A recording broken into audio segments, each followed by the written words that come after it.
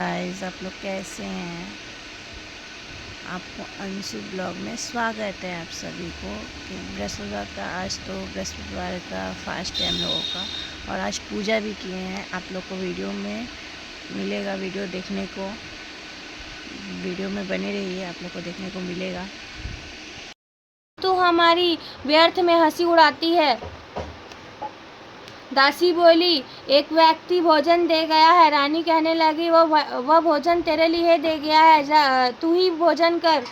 दासी ने कहा, वह व्यक्ति हम दोनों के लिए भोजन दे गया, 2 थालों में भोजन दे गया है, इसलिए मैं और आप दोनों साथ ही भोजन करेंगी। फिर दोनों ने गुरु भगवान को नमस्कार कर भोजन प्रारंभ कर दिया। उसके बाद में वे प्रत्येक बृहस्पतिवार को गुरु व्रत और पूजन करने लगी। बृहस्पति गलतियों की वजह से कितने दुख भोगने पड़े थे। राजपाट छोड़कर जंगल में आकर राजा के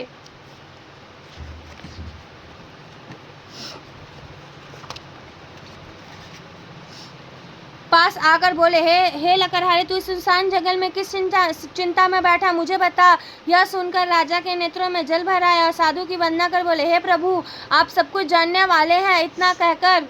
इतना कहकर राजा ने साधु को अपनी संपूर्ण कहानियां सुना दी। महात्मा दयालु होते हैं। वे राजा से बोले, हे राजा, तुम्हारी पत्नी ने बृहस्पति देव के प्रति अपराध किया था, जिसके कारण तुम्हारी यह दशा हुई। अब तुम किसी प्रकार की चिंता मत करो, भगवान तुम्हें पहले से अधिक धन देंगे। देखो, तुम्हारी पत्नी ने बृहस्पतिवार का व्रत करना प्रारंभ कर दिया है। अब तुम भी बृहस्पतिवार का व्रत करके चने की दाल व गुड़ जल के लोटे में डालकर केले का पूजन करो। फिर कथा सुनो, भगवान तुम्हारी सभी मनोकामनाएं पूर्ण करेंगे। साधु को प्रसन्न देखकर राजा बोला, हे प्रभु, मुझे लकड़ियां बेचकर इतना पैसा नहीं बचता कि जिसके उपरांत कुछ बचा सकूं। मैंने रात्रि में अपनी रानी को व्याकुल देखा है। मेरे पास कोई साधन नहीं है जिससे समाचार जान सकूं। फिर मैं बृहस्पति देव की कहानी क्या ही कहूँ, मुझको तो कुछ भी मालूम नहीं है। साधु ने कहा, हे राजन, तुम किसी बात की चिंता मत करो। बृहस्पतिवार के दिन तुम रोजाना की तरह लकड़ियाँ लेकर शहर में जाओ। तुम्हें रोज से दुगुना धन प्राप्त होगा, जिससे तुम भली भांति में भोजन कर लोगे। बृहस्पतिवार की पूजा का सामान भी आ जाएगा। प्राचीन काल में एक बहुत ही निर्धन ब्राह्मण था। उसके कोई संतान नहीं थी। वह नित्य पूजा पाठ करता, परंतु उसकी स्त्री मलिनता के साथ रहती थी। वह न स्नान करती और न किसी देवता का पूजन करती। प्रातःकाल उठकर सर्वप्रथम भोजन करती, बाद में कोई अन्य कार्य करती थी। ब्राह्मण देवता बहुत दुखी रहते थे। पत्नी को बहुत समझाते, किंतु उसका कोई परिणाम नहीं निकलता। भगवान के अनुकंपा से उस ब्राह्मण की पत्नी गर्भवती हुई और 10वें महीने में एक सुंदर कन्या को जन्म दिया। निर्धन ब्राह्मण कन्या के जन्म से बहुत दुखी हुआ। धीरे धीरे ब्राह्मण की कन्या बड़ी होने लगी। बचपन से ही उस कन्या की रुचि भगवान विष्णु की पूजा में थी। वह प्रातः उठकर स्नान आदि करके भगवान विष्णु की पूजन करने मंदिर जाती थी। बृहस्पतिवार को व्रत करके विधि विधान पूजन पाठ करती थी। पूजन पाठ के बाद वह पढ़ने के लिए पाठशाला जाती थी। घर से चलते हुए वह मुट्ठी भर जौ साथ लेकर जाती थी और पाठशाला के रास्ते में थोड़े थोड़े जौ गिराती जाती। वह पाठशाला में से जब लौटती तो जौ के दाने सोने के बदले हुए मिलते थे।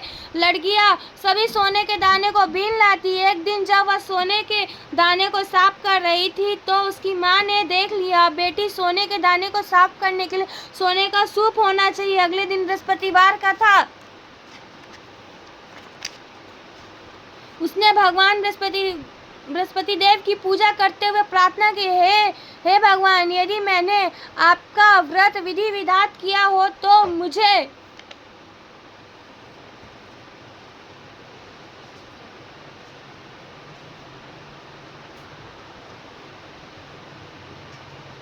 भगवान बृहस्पति देव ने उसकी मनोकामनाएं पूर्ण करने का वचन दिया। पाठशाला से लौटते समय उसने रास्ते में सोने का सूप पड़ा हुआ मिला। घर से लौटकर सूप अपनी माँ को दिखाकर वह सोने के दाने को साफ करने लगी। उसी समय नगर का राजकुमार उसके नगर के पास से गुजर रहा था। उस सुंदर लड़की को सोने के दाने को साफ करते देख राजकुमार उस पर मोहित हो गया। महल में लौटकर राजकुमार ने राजा से उस लड़की से विवाह करने का इच्छा प्रकट की। राजा ने ब्राह्मण को महल में बुलवाकर राजकुमार से उस लड़की का विवाह की बात कही। ब्राह्मण तैयार हो गया धूमधाम से। उस लड़की की शादी उस लड़की का विवाह राजकुमार के साथ हो गया। दुल्हन बनकर ब्राह्मण की लड़की महल में चली गई। लड़की के चले जाने से ब्राह्मण फिर निर्धन हो गया। उसे कई कई दिनों तक भोजन नहीं मिलता था। वह दुखी होकर ब्राह्मण एक दिन अपनी लड़की के पास गया। अपने पिता से निर्धनता का समाचार सुनकर उसने बहुत सारा धन देकर अपने पिता को विदा किया। उस धन से ब्राह्मण का कुछ दिन आराम से गुजर जाए, लेकिन जल्दी फिर भूख मरने की हालत हो जाती। ब्राह्मण अपनी लड़की से धन लेने के लिए फिर महल में पहुंचा। लड़की ने पिता की बुरी हालत देखकर कहा, पिताजी हो गए ना कथी करिए तो हम मजा ही तरह है हम जब फोन लड़की ने पिता की बुरी हालत देखकर कहा, पिताजी आखिरकार आप कब तक मुझसे धन लेकर जीवन यापन करेंगे? आप कोई ऐसा उपाय क्यों नहीं करते जिससे आपका घर धन संपत्ति से भर जाए? ब्राह्मण ने कहा, मैंने तेरी माँ को बहुत समझा लिया पर उसकी समझ में कुछ नहीं आता। वह उसका पूरापुन कर नष्ट हो तो घर की निर्धनता भी दूर हो जाएगी। तब सोचकर लड़की ने पिताजी से कहा, पिताजी आप कुछ दिनों के लिए माताजी को यहाँ छोड़ जाओ। ब्राह्मण अपनी पत्नी को लड़की के पास महल में छोड़ गया। लड़की ने अपनी माँ को कहा, माँ तुम कल प्रातःकाल उठकर स्नान आदि करके भगवान बृहस्पति देव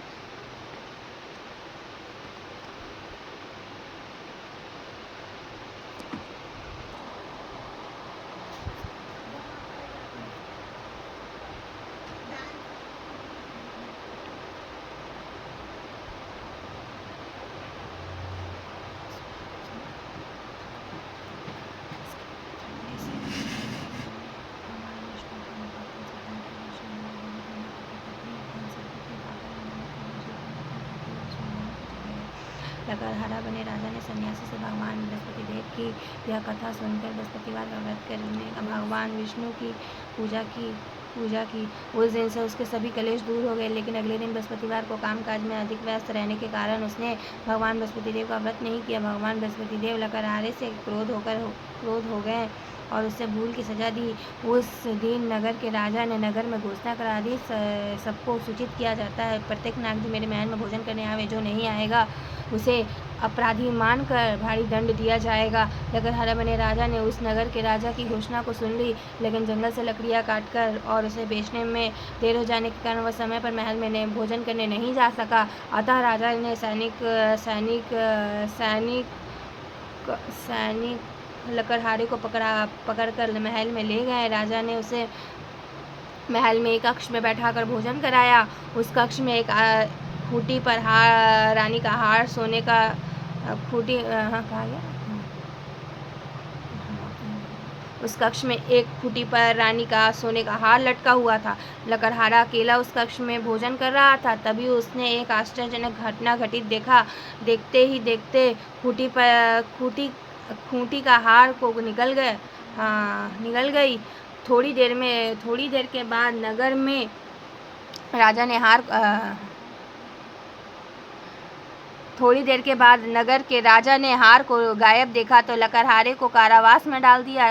लकड़हारा मन ही मन सौभाग्य को कोसने लगा। तभी उसने जंगल में मिले सन्यासी का स्मरण हो आया। थोड़ी देर में भगवान बृहस्पति देव सन्यासी का रूप धारण करके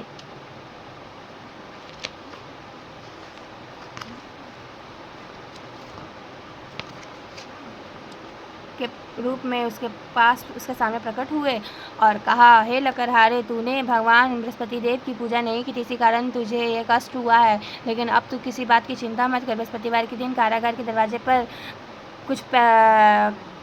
पर तुम्हें कुछ पैसे पड़े मिलेंगे। उन पैसों से भगवान बृहस्पति देव का व्रत करके उसकी पूजा करोगे तो तुम्हारे सब कष्ट, तुम्हारे सब दुख दूर हो जाएंगे। बृहस्पतिवार के दिन दरवाजे पर पड़े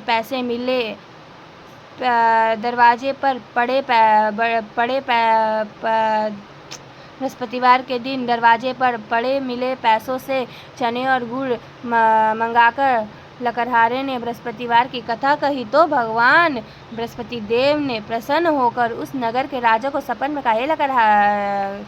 में कहा, राजा लकड़हारे को कारागार से मुक्त कर दो। सुबह राजा ने अपने कक्ष में आकर देखा तो खूंटी पर हार टंगा हुआ था। राजा ने लकड़हारे को मुक्त कर दिया और उसे धन और आभूषण देकर विदा किया। लकड़हारा बना राजा उस नगर से चलकर अपने नगर पहुंचा तो उसने नगर में धर्मशालाएं बाग बगीचे देखकर बहुत प्रसन्न हुआ। राजा ने किसी से पूछा तो यह कुएं धर्मशाला किसने बनवाई है? सबने कहा रानी और दासी ने। राजा महल में पहुंचा तो रानी ने उसका भव्य स्वागत किया। तब राजा ने निश्चय किया कि सप्ताह में एक बार तो सभी बृहस्पतिवार का व्रत करते हैं और पूजन करते हैं, परंतु मैं प्रतिदिन व्रत किया करूंगा तथा दिन में 3 बार कथा कहूंगा। अब राजा हर समय दुशाले में चने की दाल बांधते रहता, दिन में 3 बार बृहस्पतिवार की कथा कहता। कुछ दिनों के बाद राजा को अपनी बहन की याद आई। एक दिन घोड़े पर सवार होकर राजा अपनी बहन से मिलने चल दिया। अभी राजा नगर के बाहर ही पहुंचा था कि उसने कुछ लोगों को सब ले जाते हुए देखा। तो राजा को स्मरण हुआ है कि आज उसने किसी को बृहस्पतिवार की कथा नहीं सुनाई है। राजा ने उन लोगों से रोक कर कहा, भैया आप सबको ले जाने से पहले मुझसे बृहस्पतिवार की कथा सुन लो। लोगों ने राजा पर क्रोध होते हुए कहा, तुम पागल तो नहीं हो गए हो? लेकिन कुछ बड़े बूढ़े लोगों ने कहा, अच्छा भाई, साथ चलते चलते तुम अपनी कथा सुना लो। राजा ने चलते हुए आधी ही कथा कही सुनाई थी कि सब हिलने लगा। राजा के पूरी कथा सुनते ही सब उठकर बैठ गया। लोगों ने हैरानी से दांतों तले उंगली चबाई और अगले दिन बृहस्पतिवार से भगवान बृहस्पति देव का व्रत करने का वह कथा सुनने का निश्चय कर लिया। घोड़े पर सवार राजा चलते चलते हुए एक किसान के पास पहुंचा। किसान अपने खेत में हल चला रहा था। राजा ने मिला जिसने सुबह सुबह भोजन नहीं किया हो। तब राजा ने बहन के घर से निकलकर उस नगर के बिना भोजन किए व्यक्ति को तलाश की। एक गड़िए का घर में उसका बेटा बीमार होने के कारण भूखा रह गया था। राजा ने उसको जाकर बृहस्पतिवार की कथा सुनाई। सुनते सुनते गड़िए का बेटा बीमार बिल्कुल ठीक हो गया। सबने राजा की बहुत प्रसन्नता की। एक दिन राजा ने अपनी बहन से कहा, बहन अब हम अपने घर जाना चाहते हैं, तुम भी हमारे साथ चलो, कुछ दिन वहां रहकर लौट आना। राजा की बहन ने अपनी सास से पूछा तो सास ने ताना देते हुए कहा, बहू मायके जाना तो अकेले जाना, मेरे पोतों को नहीं ले जाना। तुम्हारे भाई को कोई संतान नहीं है, कहीं तुम्हारी भाभी मेरे पोतों पर कोई जादू टोना ना कर दे। दूसरे कक्ष में बहन की सास की बात सुनकर राजा दुखी मन से अकेला ही अपने नगर लौट गया। रानी ने राजा से कहा, आप तो अपनी बहन को साथ लाने की बात कहकर गए थे, फिर बहन को साथ क्यों नहीं लाए?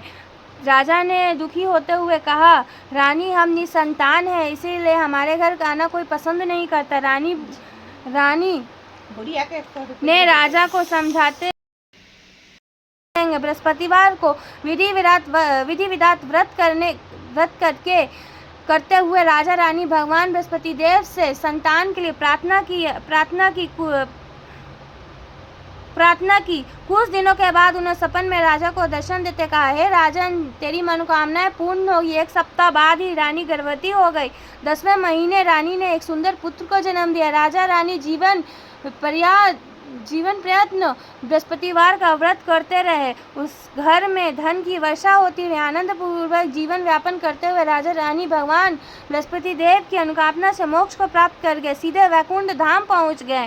बृहस्पतिवार को विधि विधात व्रत करके जो स्त्री पुरुष भगवान विष्णु की पूजन करते हैं, भगवान उसकी सभी मनोकामनाएं पूर्ण करते हैं।